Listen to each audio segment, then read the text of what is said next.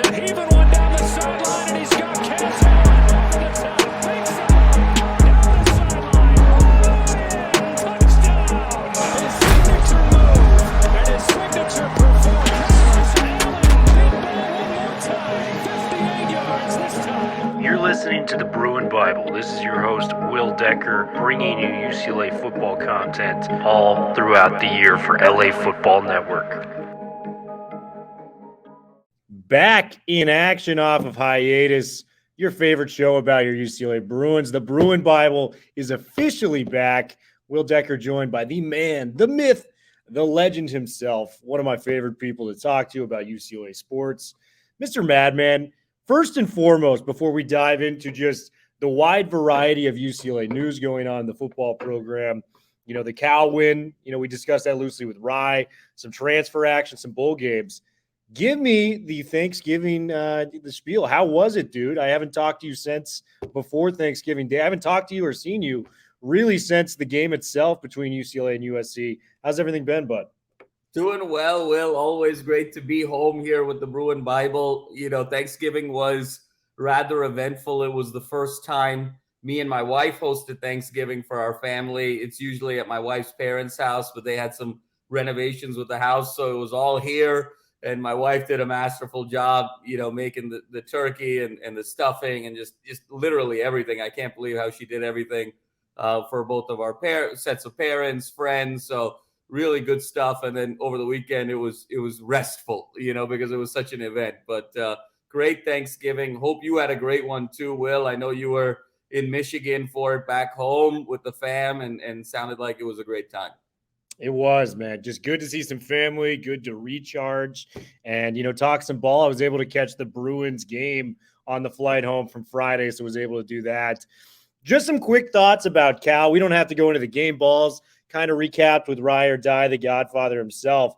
But give me kind of your stance. 9 wins. It wasn't pretty. We got the job done, but, you know, we're still in play for tying that program record at 10. Pretty good bowl games, you know, out there that we could maybe look into. What were your thoughts after the Cal victory on Friday? Yeah, Will, it was great to get the victory, number one. There was some ebbs and flows there. You could tell the team was a little emotionally hungover at the start. I thought that there was kind of an opportunity to really blow Cal out early. Cal had 2 3-and-outs, really didn't look like they themselves were sort of ready to play after the big win against Stanford. We sort of sleptwalked through the first 4 possessions. You punt, touchdown, missed field goal that should have been a touchdown on the false start from 4th and goal at the 1. So you're sitting there 10-7, and you feel like it really should be kind of a 21-3 type of ball game. Then obviously Cal goes on their run, and you're like, oh boy, 21-10 down now. Let's get it turned around. And I think the body language then changed from the team, from sort of feeling a little bit sorry for themselves for the last 2 weeks to saying, hey, now we're in a game. And they almost forgot about the situation and just played ball again. And those back-to-back possessions to kind of take the lead were terrific. And then just being opportunistic at the end to hold on. I figured it was going to be a close game. It was going to be a tough one emotionally to close out. But really encouraged by the victory and very encouraged by the emergence of TJ Harden and Colson Yankoff again, and just where this running back room is going to be by committee going into next year, even without the Terminator. So very excited about that moving forward, Will. Like you mentioned, it's 9-3. Incredible that UCLA is 9-3 and right now sitting at 6th in the Pac-12. It just tells you the depth of the conference there. But I think there's going to be an opportunity. I would love to see a Las Vegas Bowl where DTR can go out the right way at home. He's about 290 yards short of the all-time passing record of Cade McNown's. He's got the total yards, total touchdowns. It would be great if he could break that record at home, potentially against an SEC team, because there's a tie-in there. I've seen some things about Florida, seen some things about Missouri, seen some things about Arkansas. So I think an opportunity for Dorian to go out the right way with an SEC opponent and being able to win that game against an SEC opponent to get to 10 would really be the cherry on the Sunday on this season. That is the game that I would like to see in the Vegas Bowl. It's predicted by Athlon Sports. Tweeted that out earlier this day, so I had to retweet that one. A game against Florida, you're going to have the whole crowd from Gainesville there. It's going to be an atmosphere that the SEC brings to the West Coast and Vegas. let's be honest. I mean, if you're from one of those East Coast states and your college football team is playing a bowl game in Las Vegas, I mean, how do you not make the trek out for that? I mean, that is just the biggest excuse in the world to go to Vegas. You don't need a lot of excuses to get there anyway, so take it while you can get it. I would like that one. I've been hearing a lot about the Sun Bowl and the Alamo Bowl, and Martin Jarman tweeted out a clue today as the Alamo Bowl sent him, a package of goodies, if you will. I think it was what we refer to as puppy chow, where it is the Chex that's mixed in with the, chocolate and peanut butter and, a little bit of powdered sugar on top. It's a delicious treat. Alamo Bowl is doing it right, I will say that. But Martin kind of showing that off to the public, I think that was kind of the classic, peak right there at what is to maybe come. So Alamo Bowl is a very top-tier bowl game.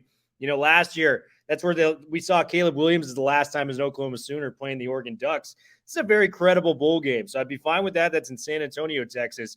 And last on my list, it's the Sun Bowl. It does have some historic features there. It's been a long-time bowl game. I don't know if you've ever been to El Paso, and I don't mean to, crap on the people of El Paso. I know you guys, you make up a good city as well as you can, but man, it really looks like the background for Breaking Bad. I don't really want to go there, to watch my team play in the bowl game. So I'm hoping that we do get, Vegas Bowl first, Alamo Bowl second, and then if we can't get into either of those, I guess we'll take the Sun Bowl.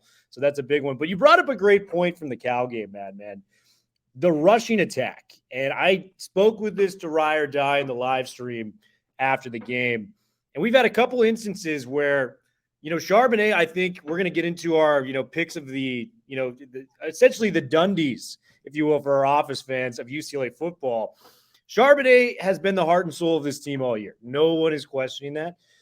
But we have seen kind of the running attack even when he leaves. Case in point, the Arizona State game where we ran for 402 yards without him. Yankoff and Harden, that pairing together and how they were able to run the football. The most rushing attempts we ran for in a game coming up to that Cal game was 45. It was 64 times on the ground. And the Cal defense knew what was coming. They couldn't stop it. TJ Harden, 12 carries, 89 yards. Colson Yankoff, 11 carries, 59 yards. That's something that's very encouraging moving forward to the next step. We may not have that superstar of a talent in Charbonnet, but that 1-2 punch from Harden and Yankoff is something I'm going to be thinking about all offseason, especially if they capitalize in the bowl game, Madman. So a lot to look forward to there. We also got to go to a transfer that's coming through, Madman. Heimlich, this kid coming from Penn, 9 sacks on the year, as an Ivy League guy. Big build, 6'4", 240. And one of the tweets I saw that you posted today was referring in large part to the defensive talent maybe coming back next year in terms of the Murphy twins. Maybe Latu, comes back even after a very impressive year at UCLA. What does this mean for UCLA, getting just another credible body on a defensive line in an area where Chip has really put the time and effort in to improve? Yeah, Will, you said it best there. I think the opportunity to get another pass rusher in the room, I think is key, because when UCLA has been successful over this season as well as last season, when you think about the big wins, Utah and Washington this year, LSU last year, they've been able to get after the quarterback. And that's been the one recipe for success for this team, to get stops and be in a position where they set teams behind the chains to be able to get those interceptions, to be able to get those opportunities to get off the field. And when you look at how explosive this offense has been over the last 2 seasons, it doesn't take too many stops to do that. And I think the way in this iteration of the Pac-12, when you look at the depth at quarterback, when you look at the depth of quality offenses, I think it's very hard to be able to be competitive in the secondary. The systems on offense are just so far advanced to the secondary systems and those back-end systems on defense that it's a failing proposition. And really the only chance you have defensively is to get after the quarterback. And so you can never be too deep at pass rush. And that's what I really like what Chip has done there of bringing that extra body. Will, we don't know what Muasau is going to do. He's technically a senior. We don't know what Carl Jones Jr. is going to do. He's technically a senior. We don't know what Latu is going to do. He's 3 years removed, but with his injury history, I'd love to have him back.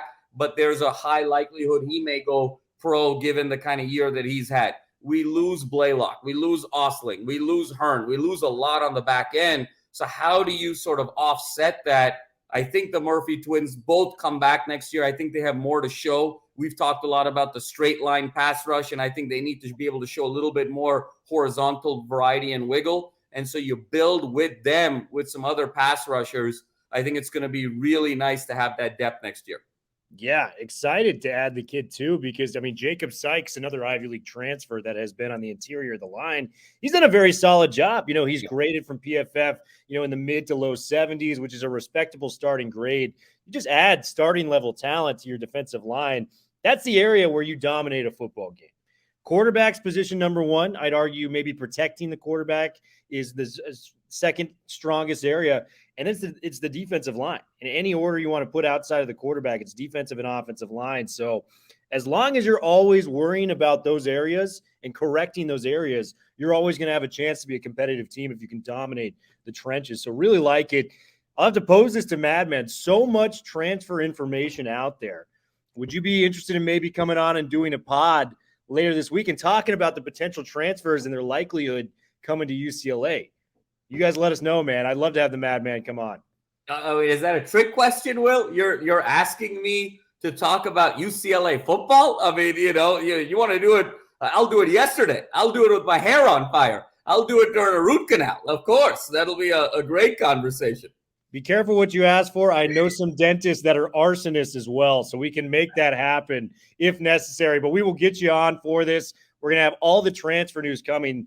More transfers out there than ever before in college football. So a lot of talent out there for Chip Kelly to kind of add on. The transfer portal of December 1st and moving forward is like that famous line that Nick Cannon's teammate in Drumline said, where he said, around here, halftime is game time. Well, guess what? Transfer portal time is recruiting time for Chip Kelly. So this is sort of peak time for UCLA football in terms of replenishing the roster. And that's why we just keep having the Madman come back. The Drumline references. What more do you want as a listening public? We got UCLA football, great movie quotes. Madman. We are kind of just breaking down, these season successes, 9 wins. We're going to a bowl game. Season's not over by any means, but the regular season is over. And I think it's time we can recap on what we have seen through 12 games thus far as a UCLA fan. I mentioned earlier, this can be our version of the Dundies. For you Office fans, we're going to be breaking down kind of, best performance, best plays, which area improved the most, which area needs the most improvement going into next season, things of that nature. Madman, I'm going to start it off with you, and I'm going to give you a list, and you can maybe even go off the list if you feel like there are more or, a performance that deserve more value than what I laid out. But in my opinion, these were the 3 strongest performance for offensive players this year. And this is going to go for best game, by an individual player for UCLA this year. The 3 options you have: Zach Charbonnet against Stanford. And it was hard to pick one particular Charbonnet game, but I felt this one was deserving because it was a primetime game. It was ESPN. And correct me if I'm wrong, I think it was a Friday night at the Rose Bowl. So Todd McShay's in the house. We have everyone kind of going, and they're trying to put labels on Charbonnet earlier in this game, saying he'll be a serviceable back. He can make things happen. I'm impressed by him. Clearly an NFL player, but, let's hold the horn on all of that. And Charbonnet went on to have one of the finest performances a tailback has had at UCLA. 21 carries, 198 yards, and 3 touchdowns. And Chip kind of, pulled him a little bit early because he was just running down Stanford's throat. That is option number 1. Number 2, there's a couple different ways we can go with DTR as well. The game that I felt he stood out the most was the Utah game. He had that one interception early, late. He had that one interception late, but was perfect nearly throughout the entire game. Primetime game, middle of the day. We had Fox, out covering the game. 299 yards, 18 of 23, through the air, 4 touchdowns, 1 on the ground. He was sensational. And then the last one I had, Jake Bobo against Washington, 6 catches, 142 yards, 2 touchdowns. We had seen him make some big plays, but I think for me personally, with Bobo's emergence in that game, that was the moment for me, Madman, when I fully put everything together and said, oh, we have a plus at running back, quarterback, and receiver. And that's kind of when the expectations took off to where we can maybe win the Pac-12, in my opinion, when Bobo kind of had his coming out party. So, Madman, very tough to pick between these. But if you had to pick one performance, where are you going and why? Yeah, well, I love the three. I completely agree with those three being the finalists. I think they were all very meaningful in the ways that you described it, and the fact that it's one from each, I think really made a lot of sense moving forward. And dare I say, Will, we call it the Brundies, because of the UCLA Bruins. So the first Brundie of the day, I have to go, Will, with the DTR performance against Utah. And that was the game where that's when I think for me, the first step was winning that game against Washington. We really didn't know what we had at that point. It was huge. We were 4-0, but it was a preseason game. We beat Washington, but it was the first top 15 victory in the Chip Kelly DTR era. DTR was so fired up and Bobo was so terrific, but there were still questions about whether or not did they just over prepare for one game and can they sustain it? And also, can they repeat it given the fact that Washington was missing 3 starters in the secondary and UCLA was able to just exploit that at will. So the question was, great win. They're on the board. Remember, it was one of the 4 marquee games that we said, look, if we can just go 2-2, we're in a great spot. But then the question was, can we beat big bad Utah? And Utah, the defending Pac-12 champion, playing that epic Rose Bowl with Ohio State. Last time DTR played Utah won 49-3. It's been this house of horrors in terms of losing by an average of 30 points over the last 5 meetings. And so to step into that game and go shot for shot with Kam Rising and really step up to plate. Muasau had that huge interception early in the game. And DTR, the 18 for 23, that last interception was a throwaway, Will, as you and I have both talked about ad nauseum. 4 interceptions, 5 touchdowns, 4 on the ground, 1 through the air. He hit Ezeike on some key plays. He had Bobo on some key plays, Kam Brown on some key plays. He just showed a resilience and a focus and the hunger for wanting more. And it was after that game where he said, we're not satisfied with top 10, top 5, top 2. And that's when you really felt like, oh my God, this could really be the special season. Because I think if they came back and lost that game to Utah, obviously a lot to be proud of with that Washington game, but we would have sort of reset expectations, not really expected to beat at Oregon in Eugene and moving forward, not really sort of expecting to beat SC at that point. So the fact that we were able to beat Utah, to me, that was the signature performance of the season. And that's what really propelled DTR in so much national conversation about being a Heisman Trophy candidate. When we were talking about Dark Horse Heisman and all of the praise that came with UCLA, game day wanting to go back to Oregon, that doesn't happen if UCLA doesn't show out against Utah. So for me, that was the performance that really stood out. Bobo was phenomenal against Washington. They were a little bit banged up. Charbonnet's phenomenal every week, but Stanford really in a struggle of a year this year at 3-9. So for me, my Brundie goes to Dorian Thompson Robinson in that Utah game. It's a great pick, and it was where we solidified ourselves as a team worthy of being in the top 15, top 20, throughout the year. And it was, I don't think this is a stretch. I think this is the best I've ever seen DTR play a game in his UCLA tenure, given the stakes, given everything that was happening. It was watching a guy realize his potential in real time. He was a master of the offense. We've had different moments where he just will take the ball, 4 or 5 plays, 75 yards down the field.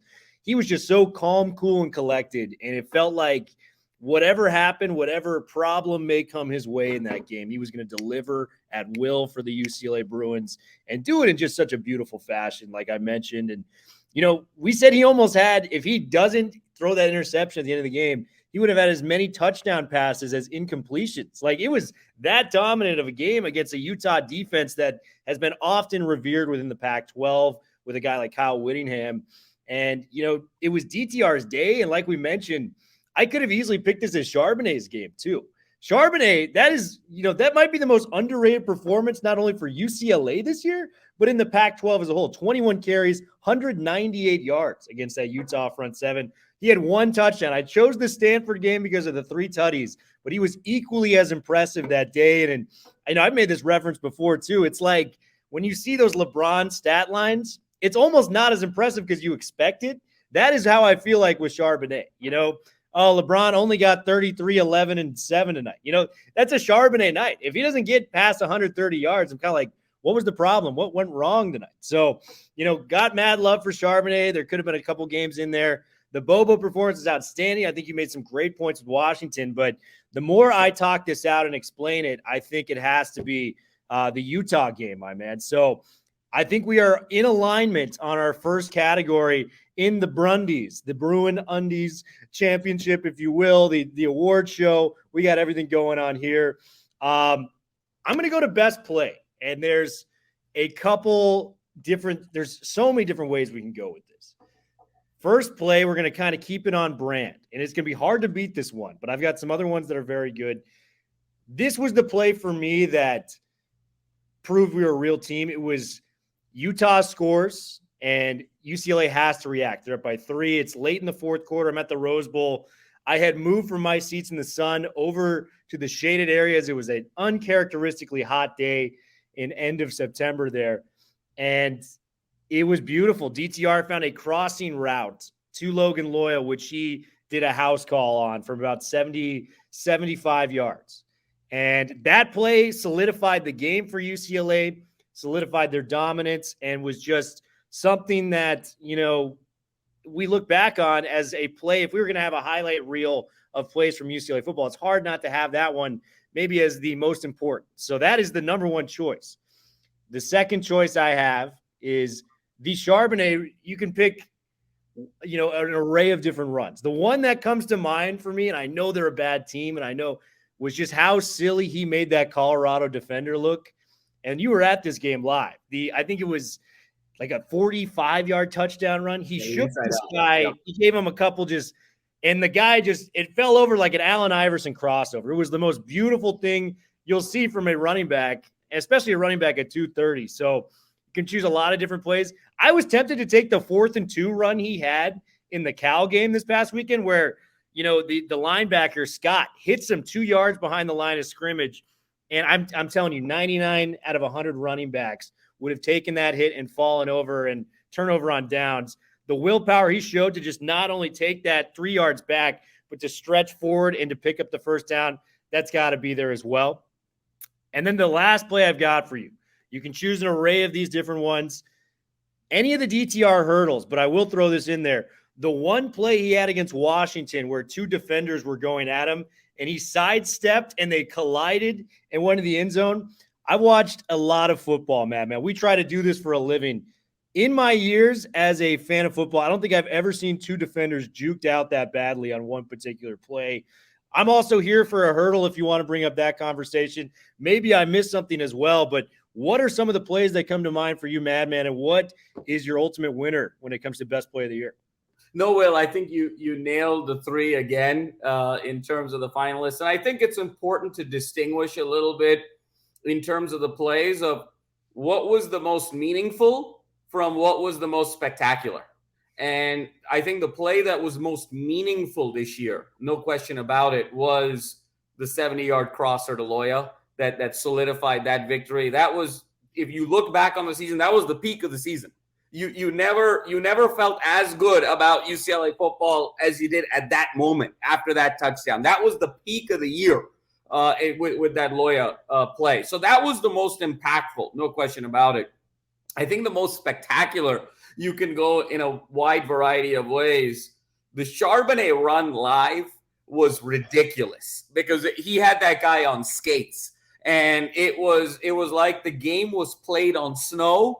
And there was no snow. And the guy was just skating around left and right, had no idea. That run had shades of that famous Barry Sanders run on Thanksgiving in 98. When he's cutting to the left, and the guy's looking to the left, he's cutting to the right, he's looking to the right. That's exactly how Charbonnet had him on skates. I mean, he was just totally at his mercy and did a phenomenal thing.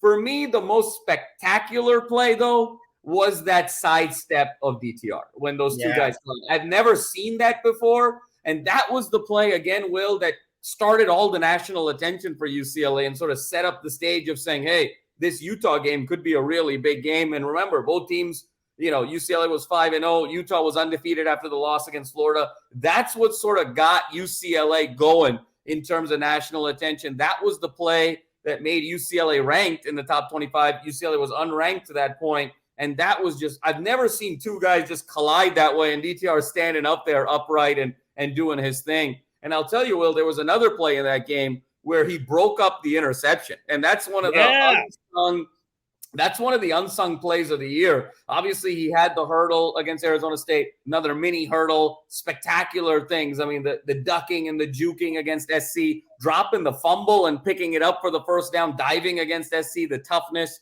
Charbonnet was absolutely sensational all year with the runs. I mean, that reception that Charbonnet had against Stanford, where he just shed my God, that was unreal to me. But I think that what sort of the unsung play was that breaking up his own interception with the D lineman. And that kind of solidified DTR as this ultimate competitor, a guy who's not going to back down from anyone, anytime, any place, anything.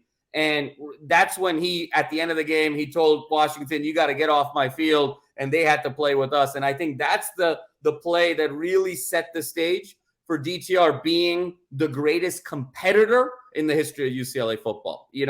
Whether his skill, his wins, his resume, all of that we can sort of debate and talk about. It's a polarizing conversation. But I think where there's a lot of uniformity is that he's the greatest competitor that UCLA football has ever seen. And no play captures his competitiveness quite like that play. Well, dude, I mean, anyone that wants to use the competitor, comment about DTR, get in line because this guy's trademarked it. You're going to have to pay my good guy to the right here a little handsome fee, kind of like Pat Riley trademarking the three-peat line. So competitor of UCLA football, DTR is definitely up there. I want to bring a couple more plays up that I thought were special. One play that will not be as sung because unfortunately UCLA dropped to SC. If Latu's sack, turns out to get when the UCLA got the ball back and they score, that is the unsung play of the year. Maybe not even just for UCLA, but in college football. Latu getting that sack off the edge on third down against a very mobile quarterback in Caleb Williams, who in all likelihood is going to be taking the Heisman Trophy in a couple weeks here. Getting that sack and forcing USC to punt the football the way that was going all second half, that was a huge play. Jack Landaher, the snapper, punching the ball out against Cal. If you can find me a clip of any other snapper punching the ball out, especially at that point in the game where it was a one-score game, find me the tape. That's the only one I've ever seen of a snapper not only doing it, but just punching the ball out clean. It was a beautiful move from Landaher. And the last one I'll chime in with is DTR was, for all of his faults in the SC game, and he did have some turnovers, was sensational at times against SC. And the play that comes to mind, the competitive spirit that you brought up earlier, is when he fumbled the snap against SC and just was running for his life and somehow picked up the first down on third down. I leapt out of my chair with Skinny T and Alfred Rowe and gave a big first down sign at the bar. Maybe there was a couple drinks before. I know Madman was there for me. He might be, defending me in court if this does become a thing. But what I would say is that play in general was it just defies what DTR is all about. Did I miss any other plays you can think of off the top of your head? There's one other that sort of, and I loved all of that, completely true. There's one other that sort of gets lost in the season, and it's sort of hard to think about. Part of it because it was a blunder on the other team, but part of it because it was a sensational play. I gotta look at the Carl Jones Jr. sack against South Alabama on that fake field goal. I mean, think about that, right? We would be having a very different conversation if South Alabama converts that fourth down. They probably beat UCLA in the Rose Bowl. We start going into conference season 2-1, having dropped that game. Who knows how that season goes? Who knows what the trajectory becomes if we don't finish that off? And so thank God for South Alabama and their creativity, but it still required Carl Jones Jr. to come all the way across the field from that right sideline. He probably ran 30 yards to catch the holder, make that sack, and really give UCLA that final life to be able to win that game 32-31. So that was an unsung hidden play there that could have changed the trajectory of the whole season. Yeah, and if we were counting up worst plays to ever be committed against the UCLA Bruins, it is without question the South Alabama fake field goal who gave us the game away. It's shocking to me that they are still a 10-2, team right now, going to a bowl game with a chance of 11 wins when you have one of the worst play calls ever. It would have been the unanimous Steph Curry MVP. That would have been the vote. None of us would have argued it. It would have just been so stupid. I will never get over how dumb that play was. That is my end rant when it comes to the South Alabama fake field goal. I'm grateful for it, but man, it was like a third grader calling it on Madden. You just had no idea what was going on. So we are done with best play. We have done, best performance. And I think this just comes down to more of a personal opinion at this point. In your opinion, Madman, what group or area within the team improved more so this year than you expected? Will, no question about it, was offensive line.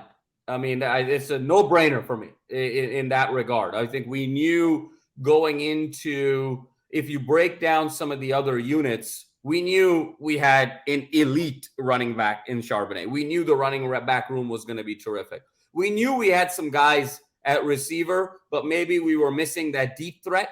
And that's kind of how the season played out. Bobo was sensational, our third down man, but we couldn't really blow the top off the defense vertically. So as expected, we knew DTR needed to make a jump. He made a phenomenal jump.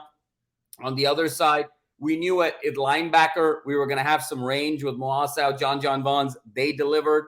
I think secondary was probably the most disappointing unit this year, considering some of the expectations that we had in terms of the senior leadership and some of the talent on that unit. And then I think pass rush was a very pleasant surprise with the likes of the Murphy twins and Latu and some of the interior linemen holding up. But for me, the journey from game 1 to game 12 was the offensive line. When we saw this team against Bowling Green, I think about the peaks and the valleys here, Will. When you look at this team against Bowling Green, down 17-7, just getting mauled in the trenches, and we're sitting here and watching is like, this might be such a long season if we can't win the battle against Bowling Green in the trenches, to then going and being able to run for 402 yards without Charbonnet, to then have the confidence to run 64 times on the road in the season finale, most of which not using Charbonnet. 40 of those carries were not Zach Charbonnet. And so the confidence to be able to do that in the zone read scheme, I think the offensive line was absolutely sensational in terms of where they started, where they ended, to now being a strength of this team and an approach that hopefully we can replicate year over year, because it's that run game that's going to be the bread and butter of UCLA, upon which everything else is going to be built off of. So to me, it was a no-brainer here, Will. The offensive line was the unit of the year for me. Totally agree. And just the job that was done. Because, I mean, we're texting, as a group. I had the, media pass for the opening game. And it's you, me, and the Godfather just texting away about UCLA and their progress. And we were just like, if this offensive line doesn't figure it out, the whole season's a wash. Like, there's no chance we can compete. And the word that just comes to mind is just growth at such a rapid rate. So, just growth in general, and you'll just see it. Duke Clemens is up for the Remington Award. That is the best center within the entire country. Mafi is ranking, in the low 80s in PFF in terms of guard grade. Raekwon O'Neal, a guy who came over from Rutgers, doesn't even know the offensive system, new coach, new teammates to play with. We saw him handle left tackle, defensive ends, their best defensive ends, with grace. I mean, we allowed one sack to the likes of Oregon and Utah. We allowed the 28th fewest sacks in the country, and we were a top 10 rushing offense in college football. That is about as good as you can ask from an offensive line. UCLA did so many good things, with the O-line moving forward. Also want to give a big shout out to the defensive line. That's the area that I look at when it comes to growth. We added a lot of new players. Laiatu Latu, no secret, nearly got to 10 sacks this year. The Murphy twins bringing pressure. Carl Jones, Gary Smith even got in there, the Duke transfer. But from us making a jump to where we were in the top, 50, 60 teams in the country in sacks by taking away half of our blitzers is something that's not being talked about enough. Because any UCLA fan knows we would send the house. We'd send 7, 8 guys in our blitzing situations, which really caused some serious problems on the back end for our secondary and receivers, making plays in the open field on the opposing team. So just the ability to generate that pass rush with the front four, I think, is the other area I would consider. But I think you're spot on with the offensive line, man. And last question I got for you when it comes to the Brundies, the first annual Brundies, if you will.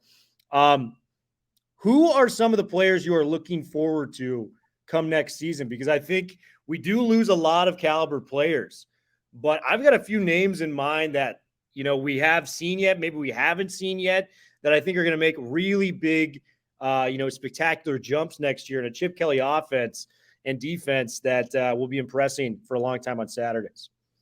Yeah, Will, I'm excited for a couple of folks here. Obviously, we lose DTR, we lose Charbonnet, we lose Bobo, we lose Ezeike, we lose the 3 guys on the secondary that I mentioned. There's going to be a question now about Latu, Carl Jones, Muasau. They're seniors, but remember, with that COVID year, you have the option of coming back. So it'll be really interesting to see what they do. I think they're on the cusp either way. So I think defensive depth is going to be a question depending on what those individuals decide to do. Offensively, Will, for me, the guys I'm sort of looking at next year, I think we talked about, really excited about the TJ Harden, Yankoff, Keegan Jones triumvirate, let's call it, because I think that all 3 of those guys bring very complementary skill sets, with Yankoff being your short yardage goal line individual in that package, and then having him sort of go out of the backfield as an additional tight end, as an additional blocker, as an additional receiver. Harden is sort of your smooth running back. And, his running style reminds me a lot of Deshaun Foster's. And in terms of the head being upright, very smooth and always falling forward in this graceful manner. And then Keegan Jones can be your home run guy. And so all 3 of those guys give you very complementary skill sets. So very excited to see that combination of individuals. I know we're sort of attacking one of the guys from Army, a 3-star recruit there of potentially coming in there. So I'm excited about this running back room next year because that's the crux upon which the offense is going to be built.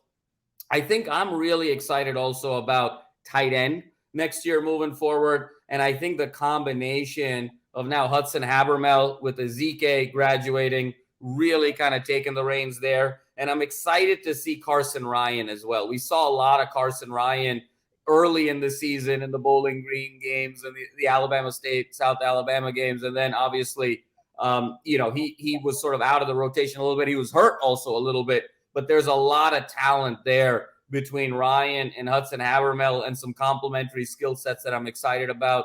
And then again, Will, next year, I think we got a little bit of what we wanted with Kaz Allen, but we need the whole piece now. And especially with Bobo not coming back, how we use Kaz Allen next year. And I kind of want to see Kaz Allen a little bit more as receiver next year. I think we've got the backfield covered, but I think we need to be able to blow the top off of defenses. And I think that's the one thing that's still missing from this offense is we play great in a box. We can run the ball. We've got the tight end game. But when things get really congested inside 12 yards and you start, bringing 8 in the box, you have to be able to stretch vertically. And that's one area we just weren't able to do yet this year. Even Kaz Allen's long touchdowns this year, all were running. He didn't catch a long one. The first touchdown that he caught on the year against Bowling Green was that little bubble screen that he put in. But he didn't really catch a deep ball all year, which is crazy to think about. The last deep ball that he caught was against SC, and then before that was against Hawaii, the opening game of last year. So I think wanting to see Kaz Allen be more of a traditional stretch of the field kind of guy. He's going to be a 6th-year senior next year. And at 175, I think Chip needs to protect the wear and tear there. On the defensive side, Will, I'm excited to see JonJon Vaughns go to that next level. I think he is potentially could be the star of this defense next year in terms of that hybrid linebacker safety type of situation. I think Chip Kelly needs to look a lot at the way Derwin James is used with the Chargers and really model JonJon Vaughns' game off of that, because I think there's just so much you can do there with him being a two-sport star. And then again, defensively, having I believe the Murphy twins will come back. I think they got to show a little bit more, but them taking that leadership to the next level in the event Latu isn't there. And then that last piece on the back end, we love him. He's our guy. Tons of talent in the world. I'm really looking for Devin Kirkwood to take that next step next year, especially with Blaylock, Osling, Hearn, all leaving. Kirkwood, not only in terms of athleticism, but that leadership. Blaylock was the captain of that secondary. I remember Martin Jarman, how concerned he was when Blaylock got ejected out of that Utah game. And he was like, that's our signal caller back there. If we can just find a way to get a couple stops without him, can we outscore our way to victory? So can Kirkwood take that next step? He's going to be a junior now, third year in the system, athletically as well as leadership-wise. And I think if we start there, then I think we can fill in. That's the skeletal structure. Then I think we can fill in the muscles with the transfer portal accordingly. Yeah, and I mean, some of the players that we're excited about aren't even coming to UCLA as we know of yet. So a lot of good things to look forward to. You touched on a couple guys that I'm really excited for. We've obviously gone in depth to the running back room. I think Hudson Habermehl is the next tight end to get drafted out of UCLA. I think he's going to be very, very fun to watch next year. I've made the loose comparison, built-wise, and, maybe getting out in the open field like a Gronk. It sounds like a crazy comparison, but very similarly sized and, playing style of tight ends. He'll block your, defensive end of the ground, and then he'll catch a pass for 12 yards to move the chains. That's the type of guy I like. Receiving room, though, I think there's two guys that showed flashes, but they just didn't get the targets. I'm looking at Logan Loya. It's time. It is time. We have waited for him. Local 4-star kid. It's his time to shine. And Logan Loya has had flashes. It seems like it was very similar in, maybe a lot less attempts as we had with Kaz Allen last year before the USC game, where every time Loya or Kaz, for that matter, before the season really got going and up until that USC game, it was every time they touched the ball, something good happened. So you remember it and you go, okay, why don't we feed him the ball more in these situations? Loya, we talked about the play of the year with the touchdown catch. SC game, his only catch was 38 yards over the middle. So this guy is just continually making plays. I think next year we're finally going to see that jump, that role where we've wanted from him to be, because he came in as a very coveted receiver. And I think he can leave here, maybe as a more decorated receiver than the likes of a Chase Coda or some of those other highly recruited receivers we've had in recent years. TMA showed flashes too. He had that 32-yard catch against Cal. He gets in and out of his break so quickly. So I'm excited to see these guys, if no changes are made to the receiving room, as, wide receiver 1 and 2, because these guys have the talent to make plays and move the chains for UCLA. The next area I would go, quarterback battle. I am excited to watch it. Ethan Gargers, we've said from the beginning of the year we did our quarterback room rankings. UCLA had the deepest quarterback room. Like, in terms of talent from starters 1 to the third guy on the bench, they had the best. And I know some people would scoff at that, but USC, Caleb Williams, Miller Moss, Lincoln Riley's getting there and playing quarterback if something happened to both those two guys. So it came down to the depth of the room. We're really going to see, what Ethan Gargers is capable in this camp. And Justin Martin, man, I said this on Twitter today, and I'm going to back it up here. He has the talent level.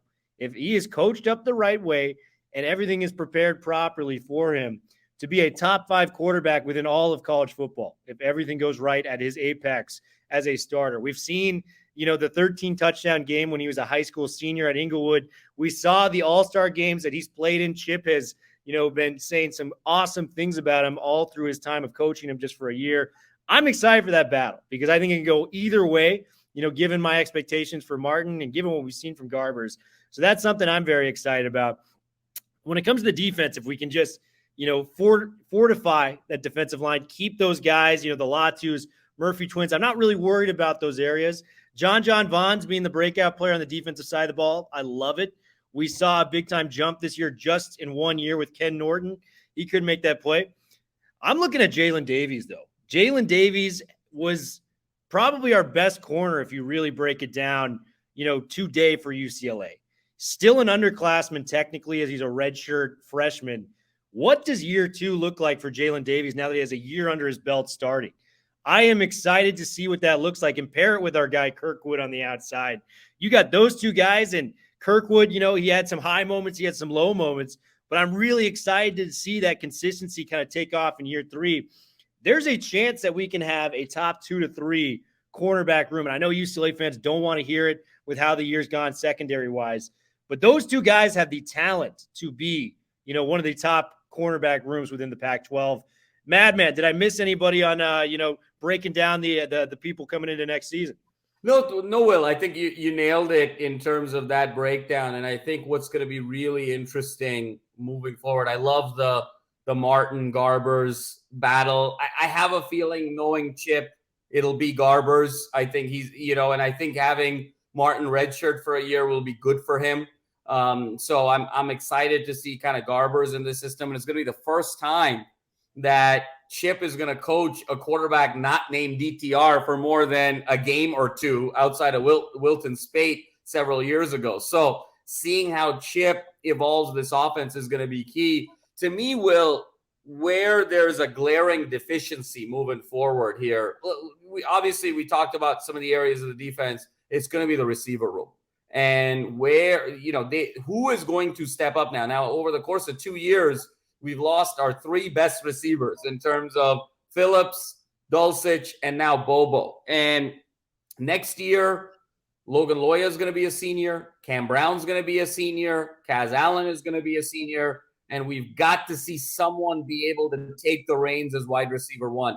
I love Loya. I'm excited about that. I think there's a lot that he can do. But, his whole season was basically 1 catch against Utah, and then he caught that 1 ball against Colorado and 1 ball against SC, and that was about 130 of his 250 yards the whole year. So he's going to have to really take a jump, in my mind, to be a wide receiver 1. Can Logan Loya be a wide receiver 3? Sure, on a great team. But who can really be wide receiver 1? Can TMA really make that jump and be receiver 1? Kam Brown, we've kind of been waiting for it again this year and last year. So someone is going to have to emerge there, because Bobo was so huge on 3rd down this year to keep the sticks alive. So who's going to be that possession guy, and who's going to be the deep guy? And I think we're going to need to figure that out. Otherwise, this offense in terms of explosiveness is going to be limited, especially when you take the athleticism out of the quarterback position away. So when you don't have that improvisational ability at quarterback, and you kind of have to stay a little bit more on schedule, a little bit more on script, a little bit more on structure,